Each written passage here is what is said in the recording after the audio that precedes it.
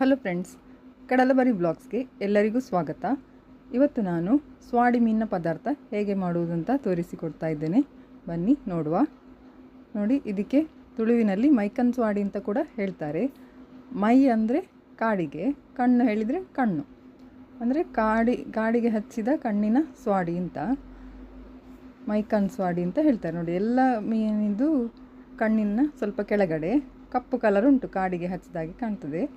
ಆದ ಕಾರಣ ಈ ಮೀನಿಗೆ ಮೈಕನ್ ಸ್ವಾಡಿ ಅಂತ ಹೇಳ್ತಾರೆ. ಇದು ತುಂಬ ರುಚಿಯಾದ ಮೀನು. ಇದು ಫ್ರೈ ಮಾಡಿದರೆ ಸಹ ಕೂಡ ತುಂಬ ರುಚಿಯಾಗ್ತದೆ. ಇವತ್ತು ನಾವು ಇದರ ಪದಾರ್ಥ ಹೇಗೆ ಮಾಡೋದು ಅಂತ ನೋಡುವ. ಇದಕ್ಕೊಂದು ಮಧ್ಯಮ ಗಾತ್ರದ ತೆಂಗಿನಕಾಯಿಯ ಅರ್ಧ ಹೋಳಿನಷ್ಟು ಮಾತ್ರ ತೆಗೆದುಕೊಂಡಿದ್ದೇನೆ. ಮತ್ತು ಉದ್ದ ಮೆಣಸು ಇದೊಂದು 8-10 ತಗೊಂಡಿದ್ದೇನೆ. ಇದು ಕಲ್ಲರ್ ಒಳ್ಳೆ ಬರಲಿಕ್ಕೆ ಮತ್ತು ಮಸಾಲೆ ಕೂಡ ಜಾಸ್ತಿ ಆಗ್ತದೆ, ಇದರ ಕ್ವಾಂಟಿಟಿ ಕೂಡ ಜಾಸ್ತಿ ಆಗ್ತದೆ ಮಸಾಲೆದು. ಹಾಗೆ ಮತ್ತು ಗಿಡ್ಡ ಮೆಣಸು ಖಾರಕ್ಕಾಗಿ ಇದೊಂದು 10-12 ಹಾಕ್ತಾ ಇದ್ದೇನೆ. ನಿಮಗೆ ಖಾರ ಸ್ವಲ್ಪ ಕಡಿಮೆ ಬೇಕಿದ್ರೆ ಕಡಿಮೆ ಹಾಕ್ಬೋದು, ಜಾಸ್ತಿ ಬೇಕಿದ್ರೆ ಜಾಸ್ತಿ ಕೂಡ ಹಾಕ್ಬೋದು. ಮತ್ತು ಮೆಂತೆಕಾಳು ಹಾಗೆ ಸಾಸಿವೆ, ಇದು ಸ್ವಲ್ಪ ಸ್ವಲ್ಪವೇ ಸಾಕು, ಒಂದು 1/4 ಚಮಚದಷ್ಟು, ಜಾಸ್ತಿ ಬೇಡ.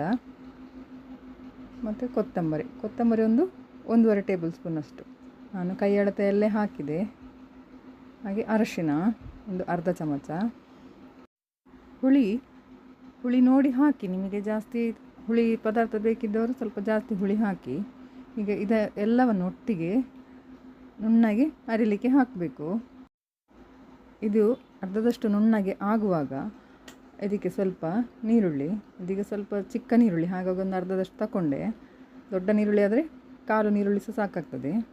ಹಾಗೆ 5-6 ಎಸಳು ಬೆಳ್ಳುಳ್ಳಿ, ಮತ್ತೊಂದು ಅರ್ಧ ಚಮಚದಷ್ಟು ಜೀರಿಗೆ. ಇದೆಲ್ಲವನ್ನು ಈ ಮಸಾಲೆಗೆ ಅರಿಲಿಕ್ಕೆ ಹಾಕಬೇಕು. ಇದು ಹಾಕಿದ ಮೇಲೆ ನೀರು ಹಾಕಲಿಕ್ಕೆ ಹೋಗಬೇಡಿ. ನೀರಿನ ಹದ ನೋಡಿ ಮುಂಚೆ ಎಷ್ಟು ಬೇಕು ಅಂತ ನುಣ್ಣಗೆ ಹಾಕಲಿಕ್ಕೆ, ಅದನ್ನೆಲ್ಲ ಮುಂಚೆ ಹಾಕಿ ಅರಿಲಿಕ್ಕೆ ಹಾಕಿ. ಈಗ ನಾವು ಈ ಸ್ವಾಡಿ ಮೀನನ್ನು ಕ್ಲೀನ್ ಮಾಡಿ ತರುವ ಅಷ್ಟರ ತನಕ ಅದು ನುಣ್ಣಗೆ ಆಗ್ತದೆ.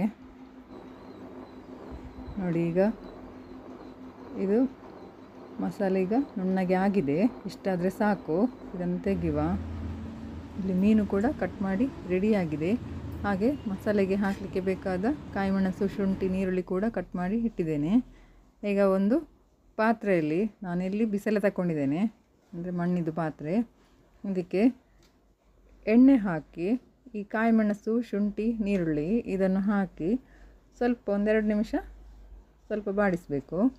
ನಂತರ ನಾವು ಅರ್ದಿಟ್ಟಂಥ ಮಸಾಲೆಯನ್ನು ಇದಕ್ಕೆ ಸೇರಿಸಿ ಎಷ್ಟು ನೀರು ಬೇಕು ಅಷ್ಟು ನೀರನ್ನು ಸೇರಿಸಿ ಹದ ಮಾಡಬೇಕು. ನೋಡಿ, ಈಗ ಇಷ್ಟು ಫ್ರೈ ಆದರೆ ಸಾಕು, ಸ್ವಲ್ಪ 1-2 ನಿಮಿಷ ಸಾಕು.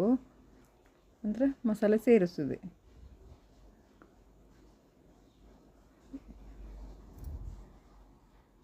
ಇದಕ್ಕೆ ಈಗ ನೀವು ಕಲ್ಲು ತೊಳೆದಂಥ ನೀರನ್ನು ಚೆಲ್ಲಲಿಕ್ಕೆ ಹೋಗಬೇಡಿ, ಹದ ಮಾಡಲಿಕ್ಕೆ ಬೇಕಾಗ್ತದೆ.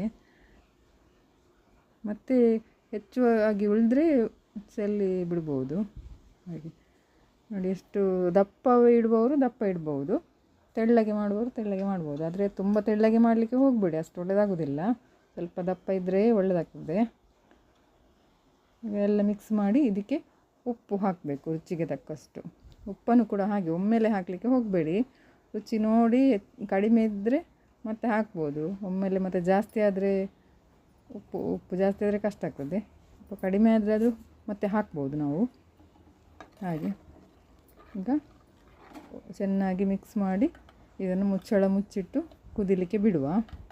ಇದು ಚೆನ್ನಾಗಿ ಕುದಿಬೇಕು ಪದಾರ್ಥ, ಈ ಮಸಾಲೆ. ನಂತರ ಇದಕ್ಕೆ ಮೀನು ಸೇರಿಸಬೇಕು.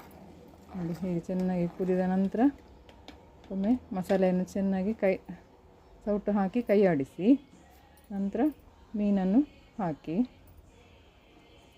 ಹೀಗೆ ಎಲ್ಲ ಮೀನು ಹಾಕಿದ ನಂತರ ಈ ಬಿಸಿಲೆಯನ್ನು ಹಿಡಿದು ತಿರುಗಿಸಬೇಕು.